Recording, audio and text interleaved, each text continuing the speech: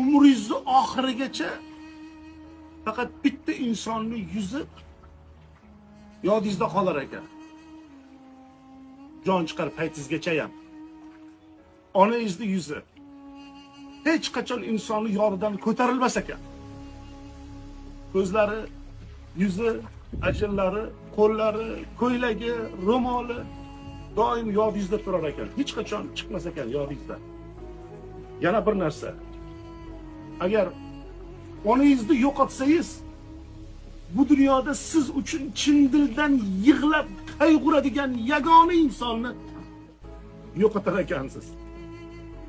Sizga boshqa mehrini, jonini beradigan inson qolmas ekan. Yolg'izlik shundan boshlanar ekan.